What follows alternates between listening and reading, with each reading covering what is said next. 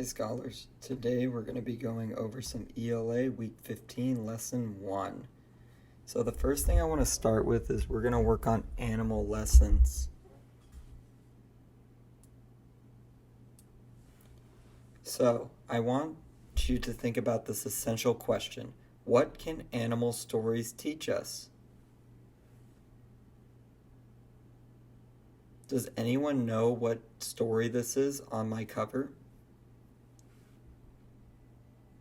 This is the story of the tortoise and the hare. I'm going to give you a little brief rundown of the story because we're not actually going to read it. The tortoise and the hare is about a tortoise and a hare who race each other. Now the hare is really overconfident, as you can see if you look at his face. He's like, yeah, I'm so much faster than this turtle that I'm just going to rest a little bit. But what happens is the hare gets a little too confident, so he gets off to a huge lead, but then he's like, I'm just going to take a nap. This turtle can't beat me. But then the hare overslept, and the turtle ended up winning. And the moral of the story is, we are not better than other people. We have to be kind to people and to understand that people have their benefits. So this hare thought he was better than the tortoise. So he's like, I don't even need to worry. And then the tortoise ended up winning the race. So sometimes slow and steady wins the race. It's not always the fast people. Sometimes it's the slow people and the purposeful people. All right. So let's think of some other animal stories that children know and their and what your favorite animal stories could be. That's the first thing I want you to write in your ELA Week 15 section book. What is your favorite story involving an animal? Just write what is your favorite story involving an animal. You don't have to write the sentence, you just have to write the story. And if you don't know how to spell the story, just draw a picture. Just draw a picture, that's okay too.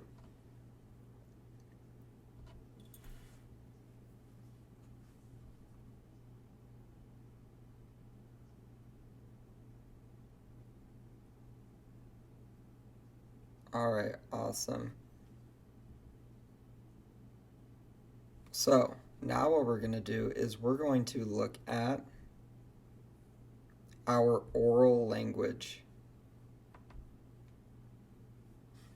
So we have 8 words here.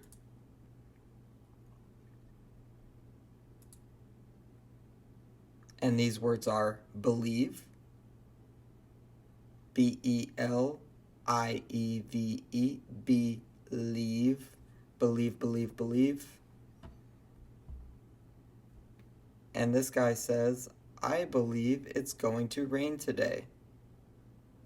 So what do you think believe means?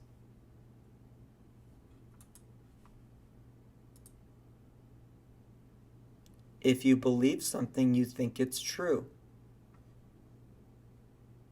And now I'm going to ask you, what is something you believe will happen today?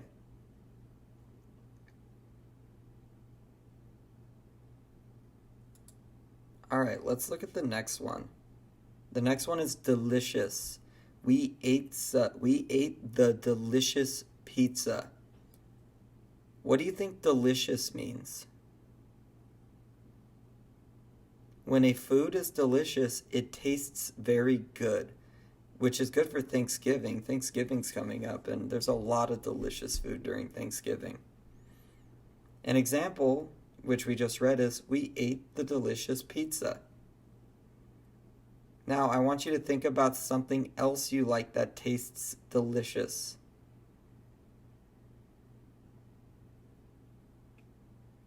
Okay, let's look at the next one. So our next word is feast. Feast. Our family sat at the dinner table and started to feast. What do you think feast means? If you feast, you eat a large or fancy meal. An example is, our family sat at the dinner table and started to feast.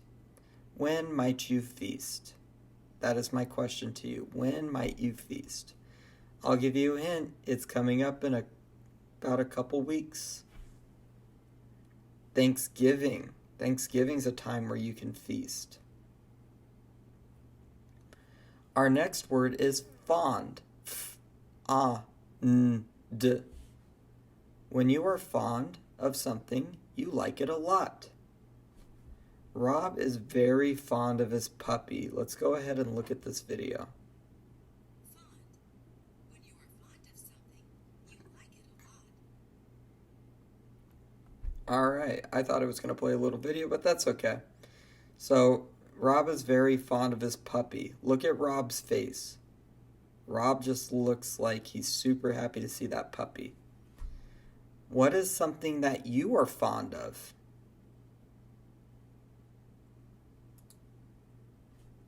Alright, next one.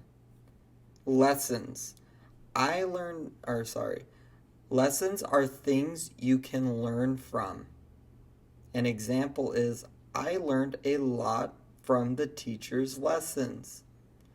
What lessons do you learn at school? And who teaches you those lessons? Maybe me, maybe another teacher. All right, remarkable. If something is remarkable, it is wonderful or outstanding. I saw a remarkable rainbow in the sky. So look at this rainbow. It's super big and beautiful, and they think it's wonderful and outstanding. What is something you think is remarkable?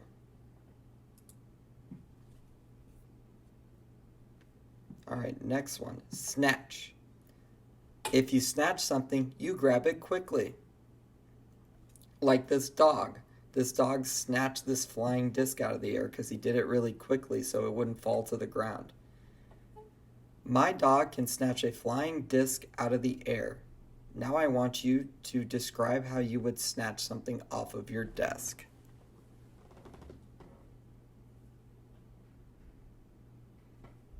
All right. Stories. When you tell stories, you tell made-up tales. Our dad reads us stories before bedtime. What are some stories you like? All right, so those were the ones that we're looking at right now. So I'm going to go ahead and close this out.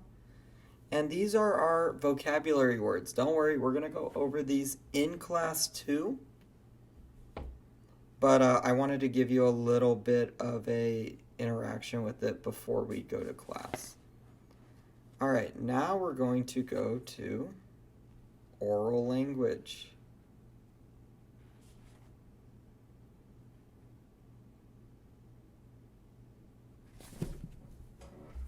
Sorry, my cat just jumped on me. Come on, go friend. All right, so now we're going to look at building the concept. Well, we just did oral language. I'm sorry.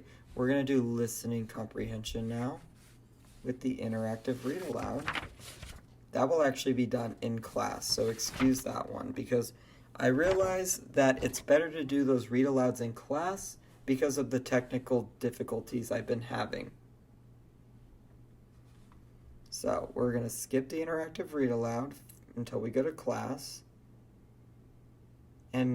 But now we're going to look at a grammar page.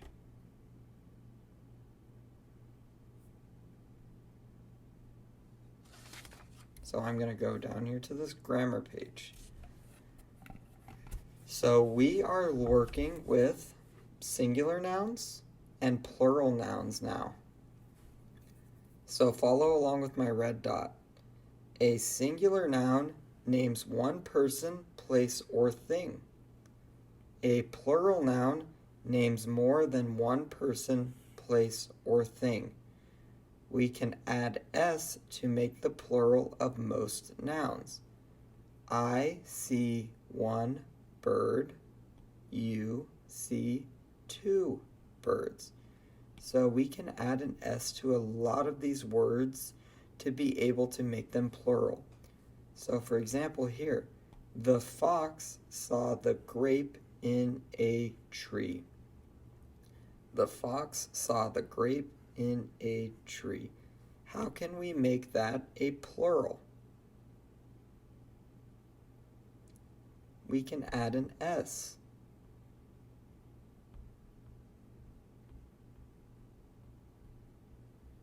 Now it's the fox saw the grapes in a tree. Does that sentence make sense?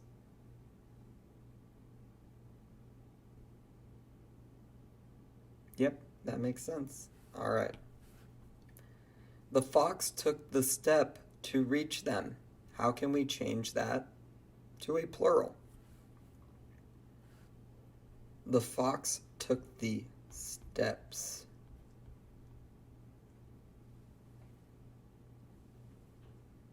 All right.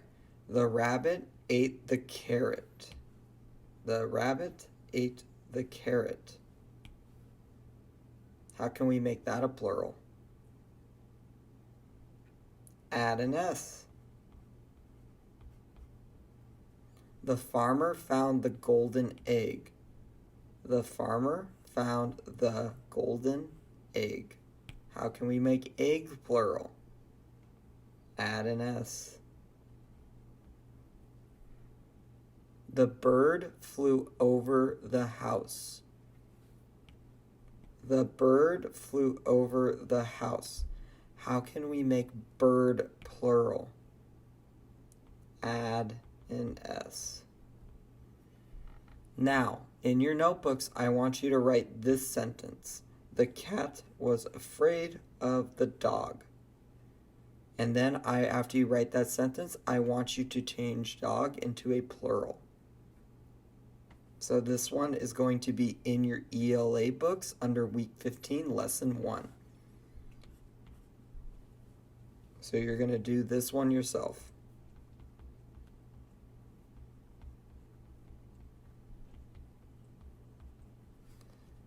All right, awesome. I'm going to give you a second to think about that while I flip to my next section.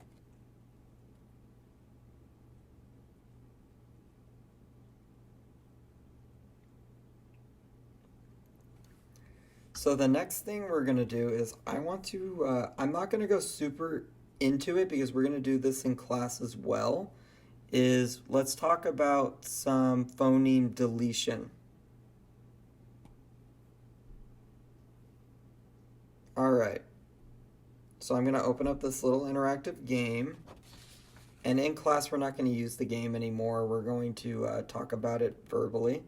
So I'm going to go ahead and let's look at these different word boxes, and we're going to need to delete to create new words. So our current word is pup. P, p, pup. Now, let's delete this phoneme right here. If we delete that phoneme, what word do we have now? We don't have the p anymore. We only have the p. So we're left with up. So what we're doing here is we're deleting a phoneme. Now we're going to do 2 more, and the rest we'll do in class. All right, our next word is grub. G, b. What if we take out this g? We're left with b. And what's that word? Rub. Perfect. All right, last one. Our current word is slug. S, l, g. What if we take out the s? We're left with l, g. and that is lug, like you lug a piece of wood. All right, awesome. Now let's go ahead and look at the next part. We're going to introduce long U. So I'm actually going to use my note-taking app for this one. So we're going to look at long U. I want you to think to yourself, how do you make a long vowel? How do you make a long vowel?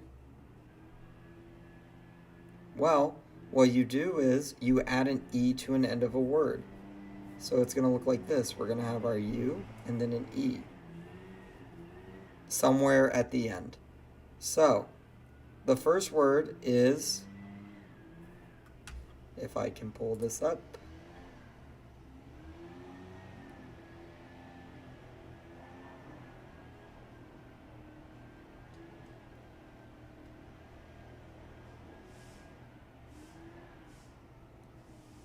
all right, so our first word is, let's go ahead and read it together. All right.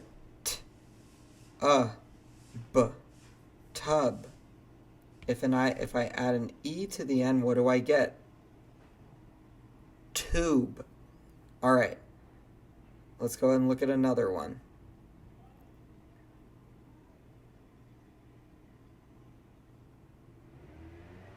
Okay. What's this word? T, cut. If we add an E, what word do we get? Cute. Okay? And we're going to stop right there, and we're going to talk about this more in class as well. Okay. Now what we're going to do is we're going to look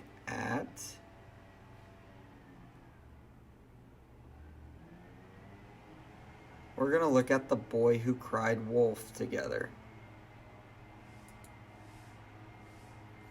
So because Mr. Cannon noticed that his, actually I need to pull it up right here. Hold on, guys. Alright. Boy who cried wolf. I'm going to read it to you guys because I don't trust that the computer is going to... how to say it, read it to you guys like it messed up last time, so I'm just going to read it. All right, this genre is fable. What is a fable?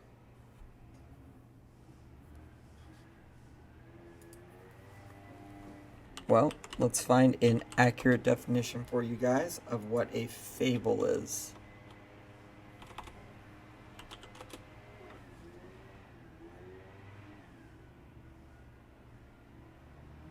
So a fable is a fictional story that features animals, creatures, plants, objects, or forces of nature that are seen with human qualities.